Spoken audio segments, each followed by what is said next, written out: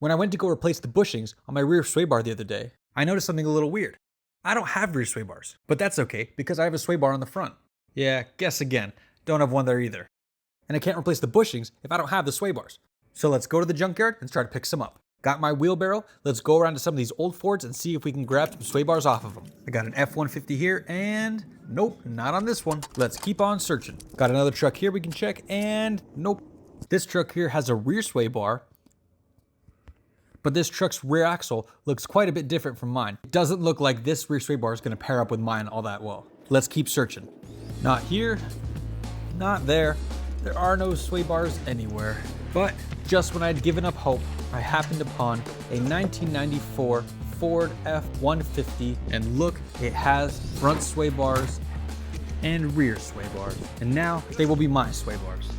Let's get them off this truck and take them home. I did the easy bit off camera. I took the bracket holding the front sway bar off and then the end links holding it to the perches. Now we need to work on getting these springs off so we can get the perches. First, we're gonna remove the upper spring retainer bolt, and then we're going to get the shock mount bolt from the top of the shock mount. Disconnecting these two will let the radius and pivot arm lower down so that we can get to the spring perches. The way this truck was set up on its stands, there's no way for the radius arm to lower down. So I need to grab an engine puller so that I could lift the truck a little bit to let that spring loosen. Now that we have the truck lifted, we can see that the spring is easily disconnected from its top mount. And now is the fun part. All you have to do is use all of your might to get this rusty old nut loosened. Word of advice, bring a breaker bar when you're gonna come and do this. Also, I had to leave the junkyard for a bit to go get a 1 1/8 inch socket because I really wasn't prepared for this. Also, make sure you get the deep socket because I didn't the first time. Now back to the fun. Once you get the spring removed, you can remove the perch easily. And now that you've had so much fun on the driver's side doing this, go and do it to the passenger side too. The rear sway bar is actually way easier. You have two of the end links that you have to disconnect, and then you have the brackets holding the sway bar to your axle. Super duper easy.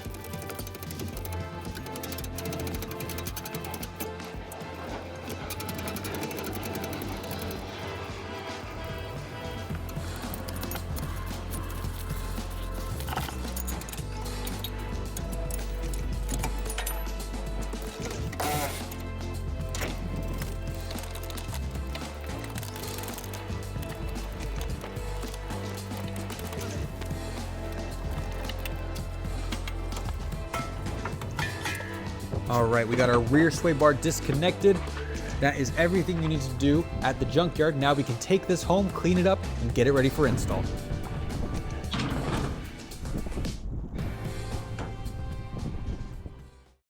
All right, we got everything cleaned up, looking nice. We have our front sway bar with our new bushings looking great. We have our rear sway bar axle brackets ready to go with new bushings, new spring perch insulators, and end links good to go. Let's start getting the front sway bar installed. First thing you gotta do is jack up the truck on the side that you're working on. We're gonna start with the driver's side. Put your jack stands underneath, go ahead and remove your front tire. Make sure to chock your back tires. Go ahead and let the jack down a bit, and you'll start to see your spring decompress. Now we can work on getting this spring removed so that we can remove the perch and install our new one. Our cleaned up one from the junkyard has our front sway bar end link mount. We know this is the driver's side perch because of the L right there on the bracket. I ordered a new insulator for the perch as well because I'm positive the ones on here are old and broken up. Just like at the junkyard, we're gonna start by getting the top spring retainer off, then we're gonna get the shock mount nut off. Once those are disconnected, it's super easy to get the top of the spring out of its mount. I was surprisingly prepared for this project. I PB blasted the nut a couple days before the project. I have my deep 1 1/8 inch socket, and pairing that with a nice long breaker bar makes this job so much easier. Just keep working at it. After a while, I was able to throw on some extensions and use a smaller wrench to get this thing finally taken off.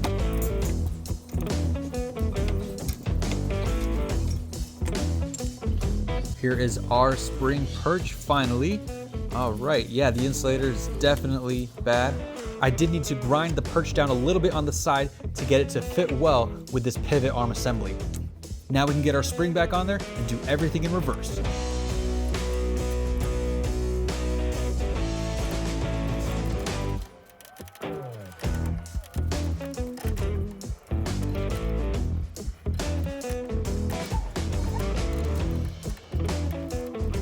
Now we go do the same thing to the right side, and we'll be done with the hardest part of installing these sway bars.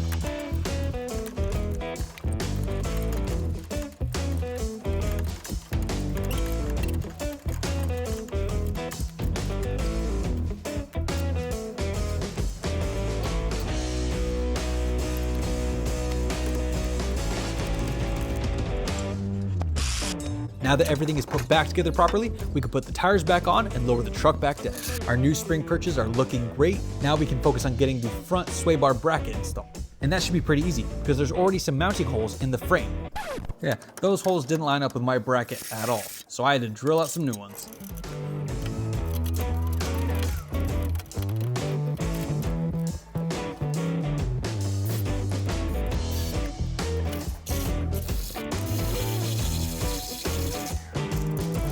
Once I got the new bolt holes drilled out, putting up that bracket was a breeze.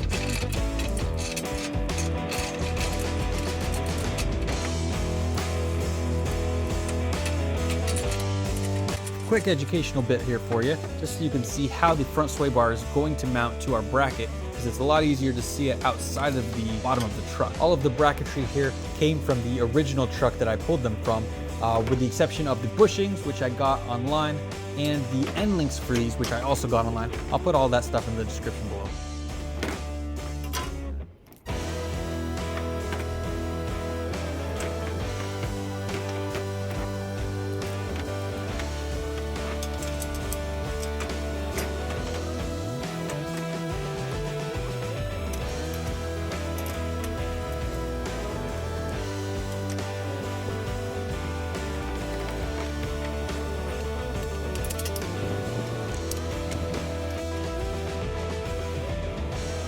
But yeah, here's how everything is going to look when it's underneath the truck. Let's get into that right now. Quick reminder, when you're installing or swapping out any of these suspension components, don't forget that you want to torque everything down when the weight of the vehicle is on the ground. You don't want to wear out any of these bushings or components prematurely.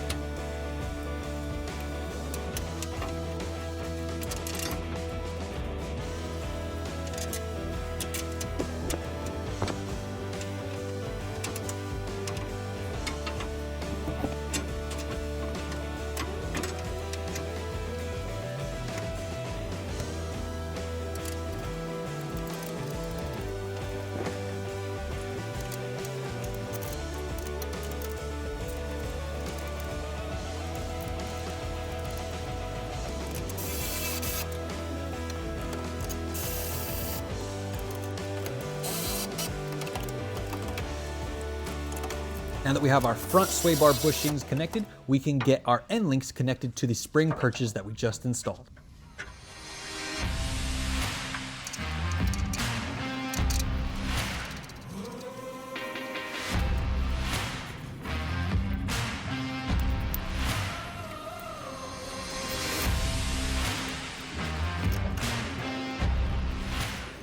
We got the passenger side connected but not tightened down yet, and now we can get the driver's side. Now we have everything for the front sway bar connected. Like I said, don't torque anything down until you have the full weight of the vehicle on the ground. But once you do that, go ahead and torque everything down, and then we can move on to the rear sway bar. If you're having issues getting your sway bar bushing onto the sway bar, go ahead and grab some long snap ring pliers, put it inside the bushing, and then you can use it to separate it and get it onto that sway bar. A lot easier than trying to do it by hand.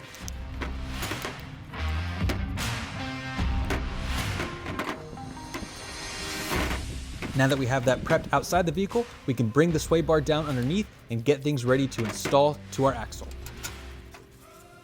When you're installing these U-bolts, make sure that you try to avoid the brake line that's there. There's a metal brake line that goes across the axle. You don't want to pinch that when you're tightening down your sway bar brackets.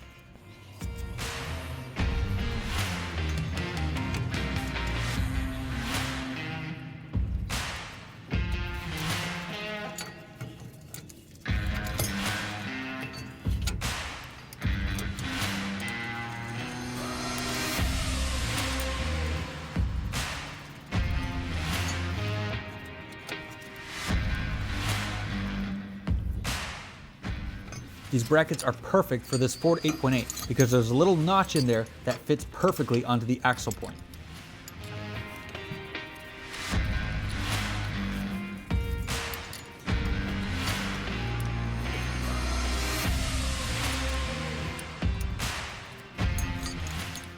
As I'm sure you noticed, this bushing bracket is actually different from the one I pulled from the junkyard. This bracket came with the bushing, it fits perfectly on the bushing, and it almost fits perfectly on the bracket. Just takes a little bit of maneuvering for those U-bolts.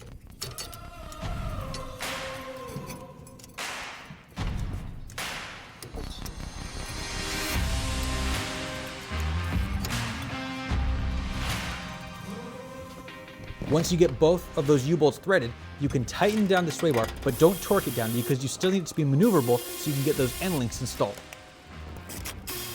Now we can get our new end links installed. These I got new because the ones from the junkyard were all bent up. We'll get the bottom part of the end link connected to the sway bar.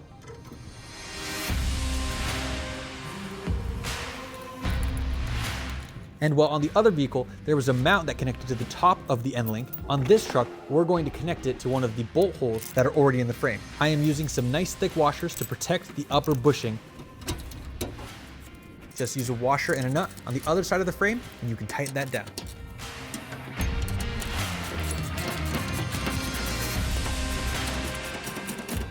Go ahead and snug up the bottom part of the link, and now we can get started on the other side. Start from the bottom and work your way up. Make sure you pay attention and get the same hole on both sides of the frame.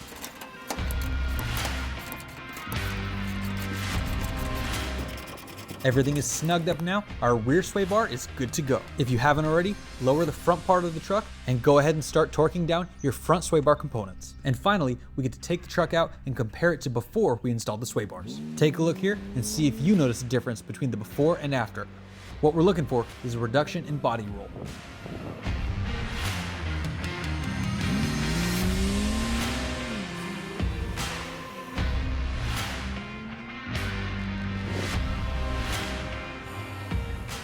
All right, final thoughts.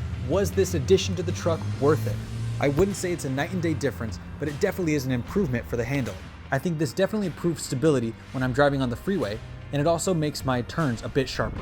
It now feels like I'm driving in the truck instead of just within the whole lane. Would I do this improvement again? Definitely. But if I had other things that needed fixing first, I would probably move sway bars to the lower priority. It's more of one of those dialed in improvements as opposed to a night and day difference. I hope this video helped you if you are considering putting sway bars on your truck or vehicle. Thank you all very much for watching. Please like and subscribe if you'd like to see more of my content. I'll see you guys on the next one.